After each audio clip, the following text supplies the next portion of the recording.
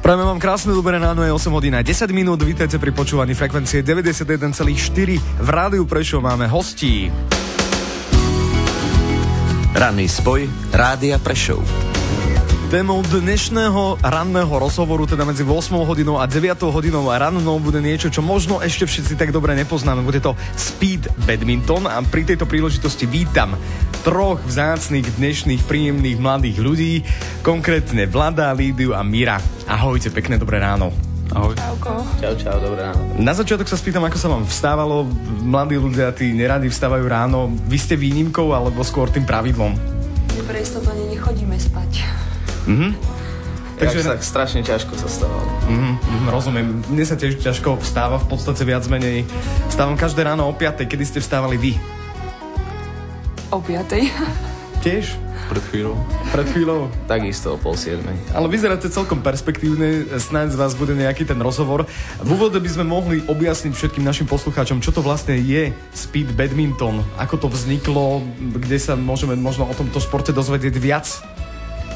Takže speed badminton je nový druh raketového športu. Vznikol v Nemecku. Je to kombináciou tenisu, squashu a badmintonu. Hraje sa na hracej ploche vyhradenej dvomi štvorcami 2x5,5 na 5,5 metra. Úlohou je trafiť superový košík do štvorca. Ak pôjde mimo, je bod pre supera. Ak pôjde do štvorca superovho, je bod pre nás. Hraje sa na sety.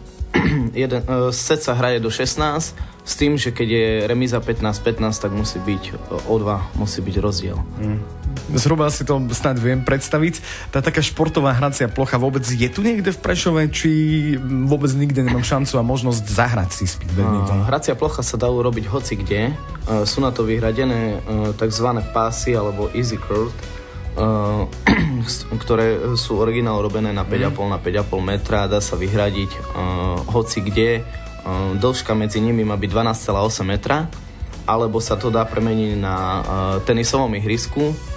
Sa to dá vyhradiť, presne je to na dĺžku tenisového ihriska a na polovicu šírky. Vy zniete ako nejakí takí profi športovci, tá terminológia športová, že odkiaľ pokiaľ, koľko metrov a tak presne.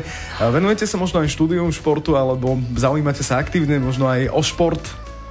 Tak ja som skončil fakultu športu a momentálne už učím. Toto bol Vlado, takže ty učíš, ty si doktorant teraz, alebo... Nie, na strednej škole učím. Na strednej škole, ako ale sa ti učí? Ale bohužiaľ nie telesný chov. Aha. A prečo? Je tam veľa telocvikárov? Áno, presne tak. Ale tak môžeš naučiť hrať napríklad možno aj našich poslucháčov speed badminton a vy dvaja, no, ako to vyzerá s vami? Ja som prírodovedec, kombinácia psychológ. A ja študujem ešte na fakulte športu. No, takže stretli ste sa tu pomerne vyrovnané osobnosti, nielen silovo, ale určite aj intelektuálne. Máme tu dievča. Lídia, ty ako speed badmintonistka, ako sa cítiš? Nie si taká nejaká jedinečná, osamelá? Jedinečná, osamelá ani nie, ale občas je to trošku zvláštne na tréningu, keď som v podstate jediná žena medzi chlapmi, ale tak ako ja si to určite vynahradím na ihrisku. Kde vôbec trénujete? Kde máte takéto zaujímavé podmienky? Ste v podstate združení v nejakom klube alebo máte nejakú skupinu ľudí, ktorí trénujú spoločne, koordinovane? Áno, patríme pod klub TS Slavia PU Prešov, tak trénujeme aj tam u nich v hale. Je to vysokoškolský klub, patríme pod nich asi druhý mesiac.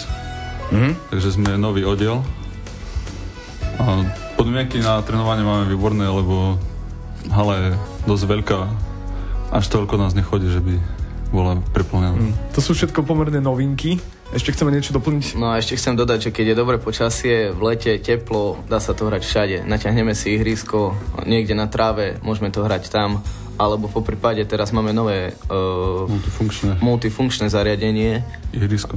No alebo ihrisko, ako na Prešovskej univerzite, kde sú vyznačené čiary aj na tenisový kurz, čiže vieme si to prerobiť na ihrisko na speed badminton. Multifunkčné ihrisko, to je nejaké také flexibilné ihrisko, že dá sa to... Umelý povrch, umelá tráva s bankami a tak. To sú tie, ktoré pán Fico otváral vo Slovensku. Aha, ešte v rámci svojej predvoľbnej kampane. Možno to aj pomohlo, možno nie. Každopádne preč od politiky späť k športu.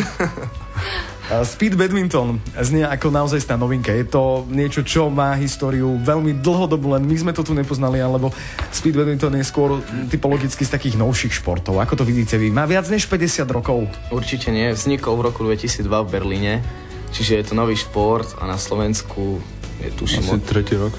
Tak tretí rok.